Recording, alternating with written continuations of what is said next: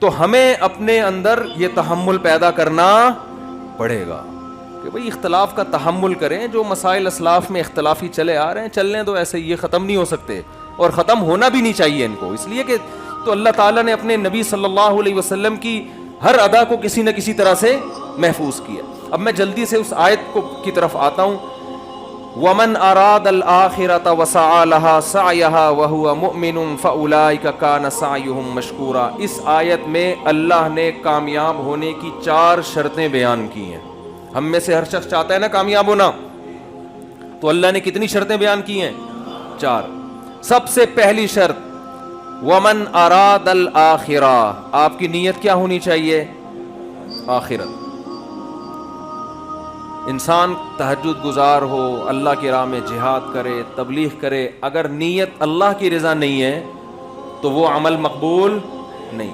کتنا ہی بظاہر حدیث میں آتا ہے وہ شہید جہنم میں ڈال دیا جائے گا جو لوگوں کو دکھانے کے لیے اللہ کی راہ میں لڑاؤ. دوسری شرط اللہ نے کیا بیان کی ہے؟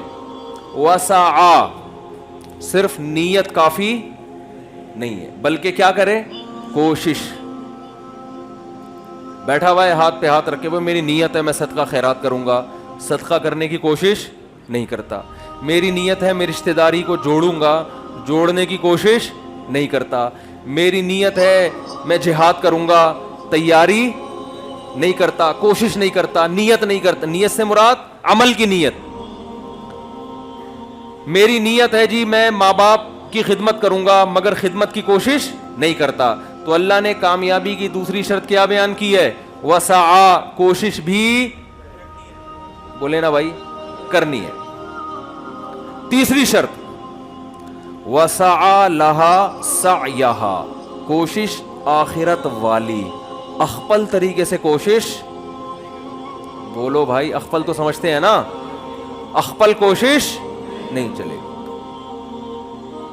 اب دیکھو فجر کی 2 رکعتیں ہیں نا, اگر میں کہوں کہ یار ایک اور ملا لو ساتھ میں 3 پڑھ لو, بھائی میں کوئی غلط تو نہیں کر رہا نا کہ نبی امام نے 3 پڑھائی پبلک پکڑ لے گی امام کو, بھائی امام صاحب آپ سے بھولے سے ایسے ہوا ہے. امام صاحب کہتے ہیں استغفر اللہ, بھولے سے نہیں, میں نے جان کر پڑھی ہیں 3 رکعتیں.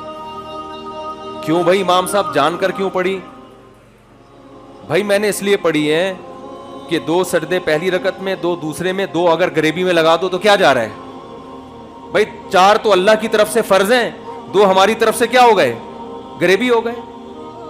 اور اگر تم لوگ کو تکلیف ہوئی ہے, ٹائم زیادہ لگ گیا ہے, تو کل نہیں کروں گا میں, چلو کل سے دوبارہ 2 رکعتیں پڑھاؤں گا. آپ چھوڑ دو گے امام کو؟ بولے گا بھائی دوبارہ پڑھا نماز, بلکہ آپ تو کہو گے پتہ نہیں عقیدے اس کے صحیح ہے بھی یا نہیں ہے, دوسرا امام لاؤ بھائی. اب وہ دلیل میں یہ دینا شروع کر دے کہ منع دکھاؤ, کہاں تیسری رکعت سے نبی صلی اللہ علیہ وسلم نے منع کیا ہے, کہاں نبی صلی اللہ, اور عقلی دلیل یہ دے کہ نبی کیسے اللہ کے سامنے سجدہ کرنے سے روک سکتے ہیں؟ ہم تو 4 کے 6 سجدے کر رہے ہیں.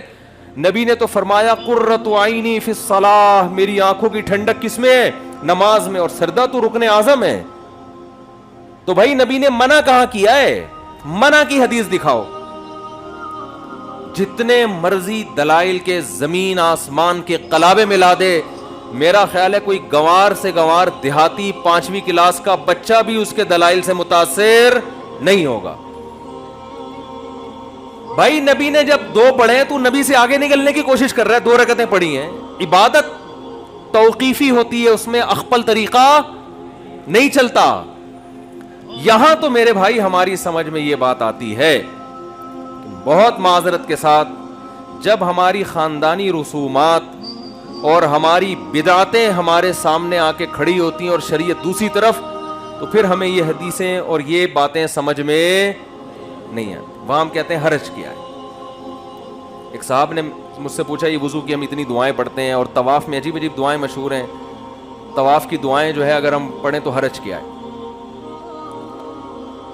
میں نے کہا حرج یہ ہے کہ جو چیز ثابت ہے وہ چھوٹ جائے گی آپ سے. جب بھی کوئی انسان ایک بدعت پر عمل کرتا ہے نا تو اللہ اس سے سنت چھین لیتے. ہمارے شیخ حضرت مفتی رشید احمد صاحب فرمایا کرتے تھے, بعض لوگ عملاً بدعتی ہوتے ہیں اور بعض مزاج کے بدعتی ہوتے ہیں. ان کو جو زندہ ہیں ان کی بھی فکر کرو نا, کچھ ان کو ٹینشن نہ دو. نہیں بھائی, پھر تھوڑی دیر میں ایک بندہ آیا, ہاتھ اٹھائے, ہم بھی ڈھیڑ بن کے بیٹھ گئے تھے. پھر کیا ہوا جی, کھانا تھا, کھانے کے بعد ان کے دفتر میں گئے, کوئی ان کا افتتاح تھا, پھر انہوں نے کہا ہاتھ اٹھائے. میں نے کہا اللہ اس سے زیادہ میرے بس میں, یہ پکڑ کے مجھے ماریں گے. پھر میں نے ہاتھ اٹھا لیا, میں نے کہا اللہ میں تو چاہ رہا تھا لیکن یہ جبر میں آ جاتا ہے, اس سے زیادہ میرے بس میں نہیں. تو بھائی کیوں جو چیز شریعت سے ثابت نہیں ہے اس کے پیچھے کیوں اتنا پڑ جاتے؟ عربوں میں میتیں ہوتی ہیں, کتنے آرام سے انسان ہنستا کھیلتا دنیا سے جاتا ہے, اور کوئی قرآن خوانیاں نہیں ہوتی اس کے لیے, کوئی بڑے بڑے پروگرام نہیں ہوتے. ما تعالی الایمان ما قدر اللہ. عربوں کی زبان پہ دو جملے ہوتے ہیں, ما قدر اللہ جو اللہ نے مقدر کیا, ما تعالی الایمان خوشی کی بات ہے, ایمان پر گیا. دعا کرتے رہتے ہیں بیٹھ کے اس کے لیے. تو ایمان کے بغیر کوئی نیکی مقبول نہیں ہے.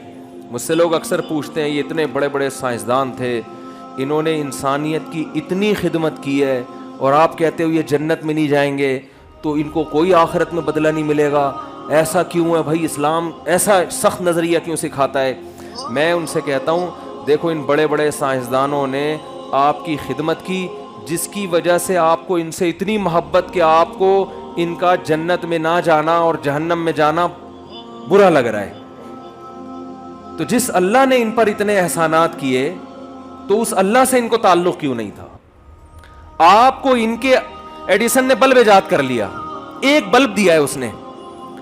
اب ہماری یونیورسٹی کے طلبہ چاہتے ہیں جہنم میں نہ جائے, ہم بھی یہی چاہتے ہیں نہ جائے, تو بھائی اگر نہ جائے تو ہمیں کیا ہو؟ لیکن اللہ کہہ رہا ہے کہ نہیں, اگر اس تک اسلام کی دعوت پہنچی تھی, عقیدہ توحید اس تک پہنچا اور اس نے عقیدہ توحید پر ایمان نہیں لایا, اللہ نہیں معاف کرے گا, یہ قرآن کا فیصلہ ہے.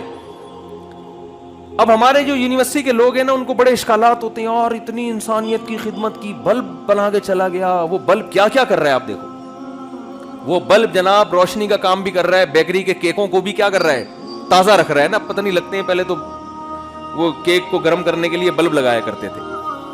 تو کتنی خدمت کر کے چلا گیا وہ, اور یہ مسلمان لوگ کہتے ہیں کہ وہ جنت میں نہیں جائے گا.